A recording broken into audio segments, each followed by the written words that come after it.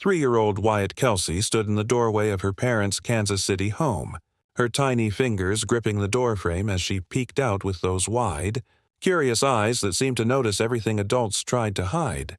Taylor Swift had just stepped inside behind Travis Kelce, her hand tucked nervously into his. The little girl tilted her head, studying the stranger with the kind of silent, serious wonder only toddlers have when they sense something important. The air inside smelled like Kylie's famous pot roast and cinnamon candles. Afternoon light poured through the windows in warm, honey-colored beams, wrapping the room in that soft glow that makes ordinary moments feel like memories in real time. Jason's low voice drifted in from the kitchen as he helped Kylie with dinner, their words blending in the easy rhythm of two people who'd spent years sharing the same space. In the dining room, Donna Kelce hummed as she set the table, each movement neat and practiced, her motherly calm holding everything together. Travis had been anxious all morning, pacing, fidgeting, running his hands through his hair. Bringing Taylor here for the first time felt monumental. He'd dated before, sure, but this was different. This was Taylor. This was real. And this dinner, this moment, was the collision of his two worlds, the family that raised him and the woman who'd somehow found her way into every corner of his heart. Then Wyatt moved. She pushed off the doorframe and toddled toward Taylor, her little legs determined, her dark hair bouncing as she went.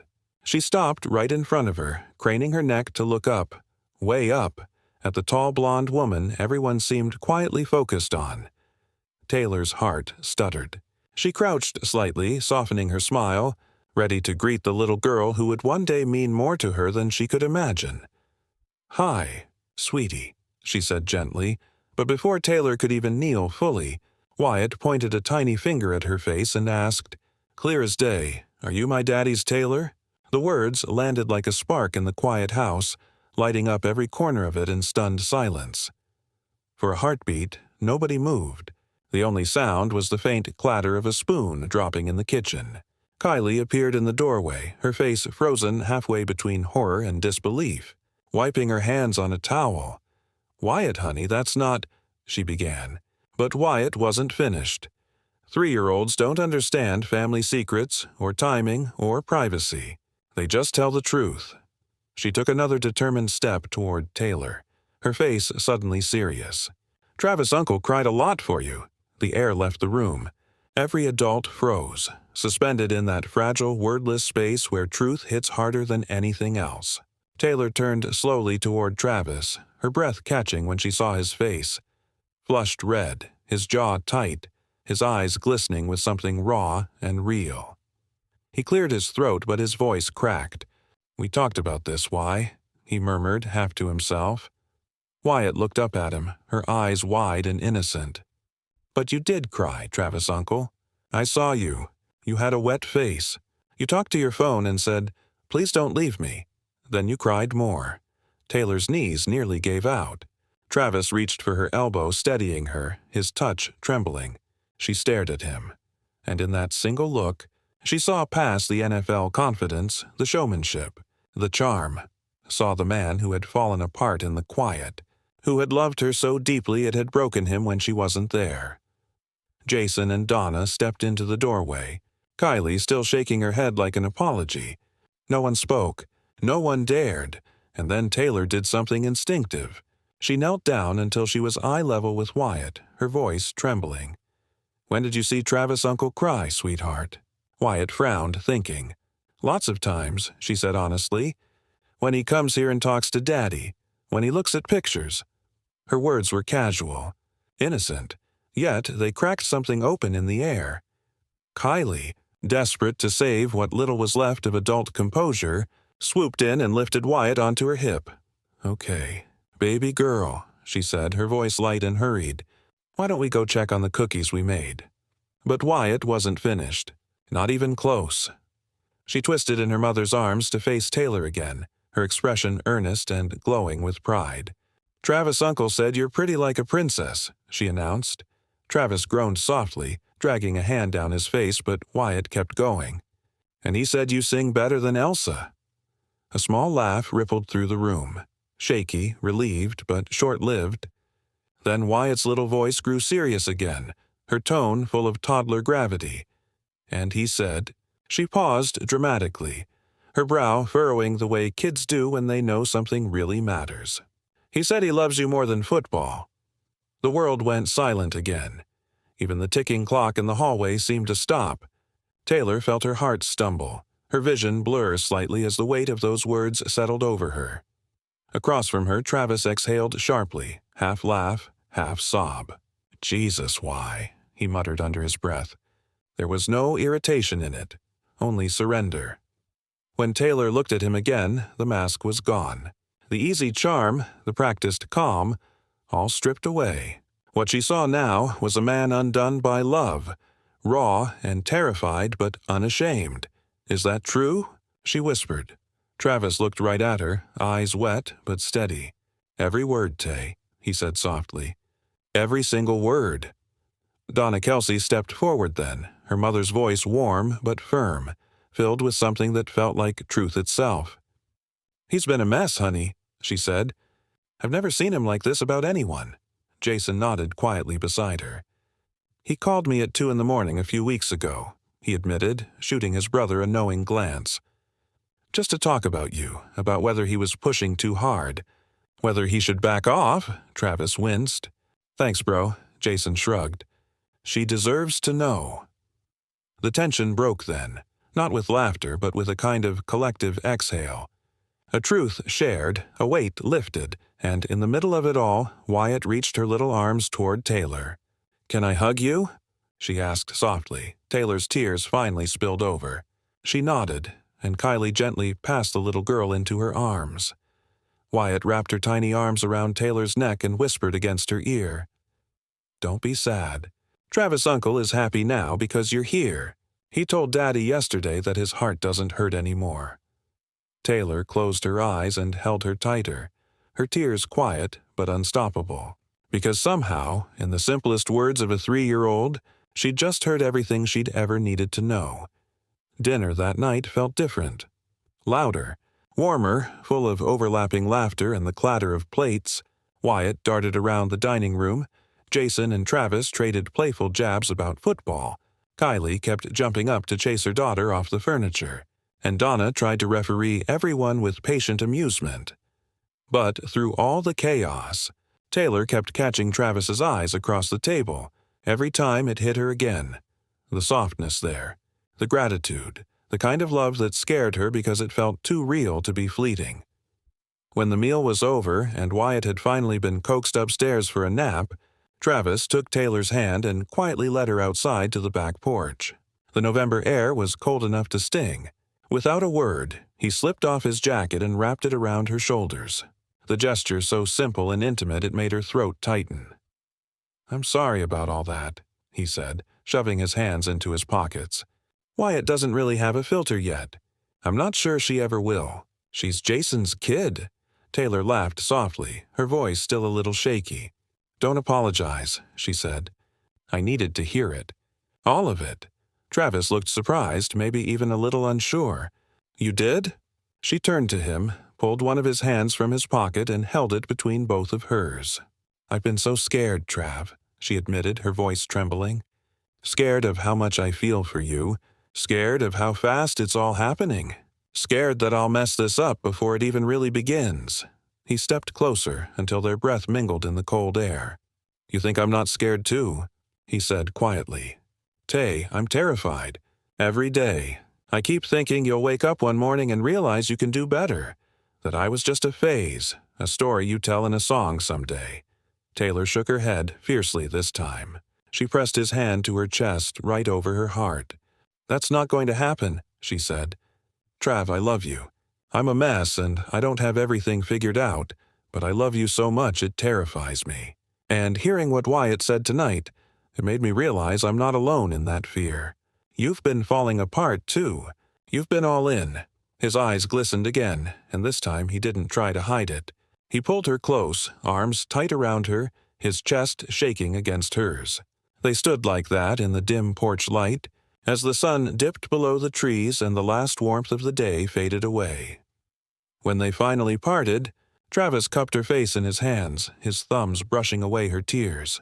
"I'm going to marry you someday," he said. "Not as a question, but as a promise. We'll have a family, and Wyatt's going to be the flower girl. She'll probably say something completely inappropriate at the ceremony, and it'll be perfect." Taylor laughed through her tears, nodding. "Okay," she whispered. "Someday, when we're ready." And when he kissed her then, it wasn't the start of something new. It was the confirmation of something that had already begun. Quietly, deeply, the moment a little girl asked if she was Daddy's Taylor. The months that followed felt like something out of a quiet dream. Not perfect, but real in all the right ways. After that dinner, Wyatt became completely obsessed with Taylor. She talked about her constantly, asked to FaceTime her before bedtime, and refused to listen to any lullaby that wasn't a Taylor Swift song. Kylie sent Taylor videos almost daily. Wyatt twirling around the living room to Shake It Off, singing Love Story into a hairbrush microphone, or announcing proudly to anyone who would listen that Taylor is going to be my aunt. Travis pretended to roll his eyes, but Taylor saw the truth, the way his chest swelled with pride every time Wyatt mentioned her. And soon, Taylor found herself calling Kylie not just to talk about Travis, but to check in on Wyatt too, to hear about preschool dramas, about finger-painting accidents, about the small, beautiful chaos of raising a 3-year-old. By the holidays, Taylor had become part of the Kelce rhythm. She spent Thanksgiving in Philadelphia with the family, then Christmas too. Wyatt clung to her like a shadow, refusing to let anyone else cut her food, read her stories, or help her hang ornaments.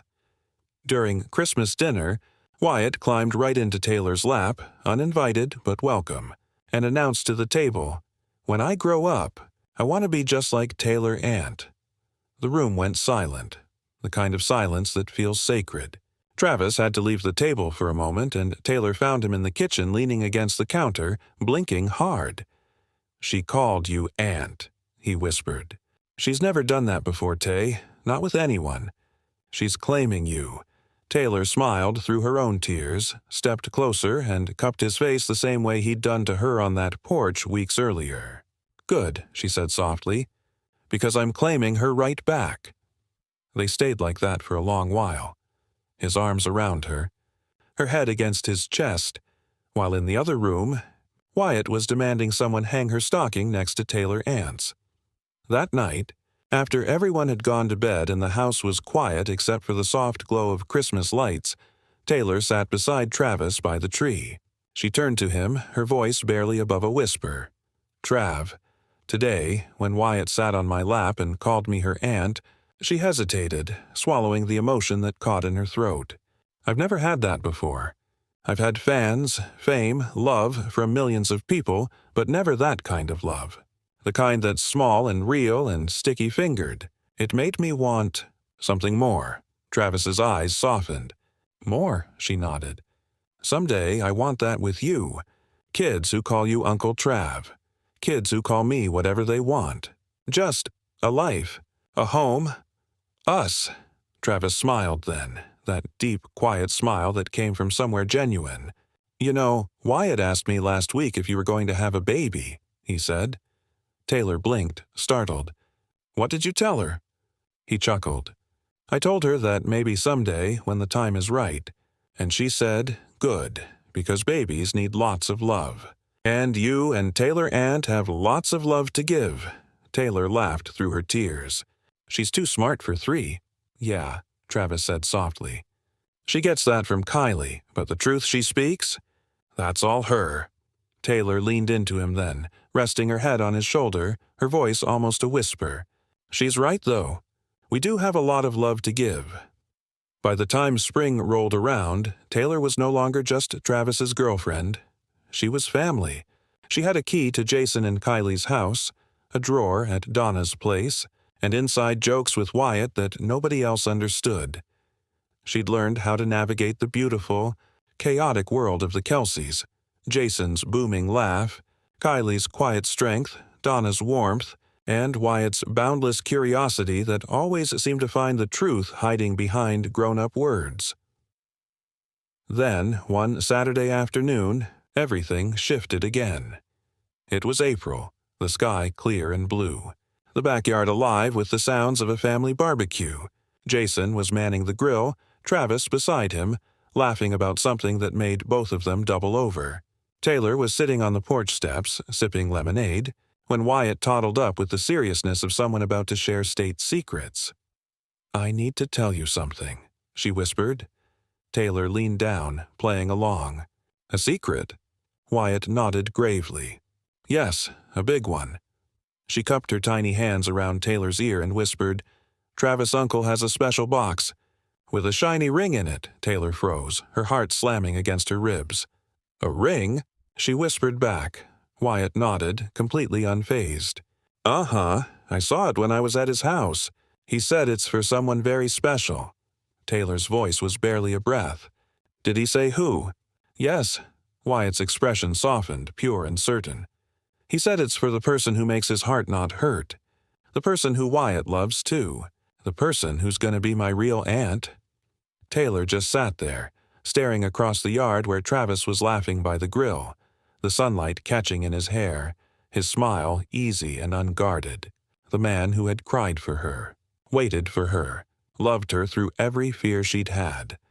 Wyatt tugged at her sleeve, impatient for an answer. "Are you going to say yes?" Taylor looked down at her, her eyes shining with tears. "Yeah," she said softly, her voice trembling. "Yeah, baby." "I'm going to say yes," Wyatt squealed, throwing her little arms up in the air. "Good, because I'm going to be the flower girl. I'll wear a pink dress and throw flowers and everything." Taylor laughed, scooping her up and spinning her around, her heart full to bursting. Over Wyatt's shoulder she caught Travis watching them, his smile wide but his eyes soft. That look of love she knew now by heart, and in that moment she didn't need a proposal or a ring or any grand gesture, because the answer had already been written. In every tear he'd shed, every truth Wyatt had blurted out, every quiet act of love that made her feel safe enough to believe again. Love, she realized, wasn't about being fearless. It was about being terrified, and choosing each other anyway.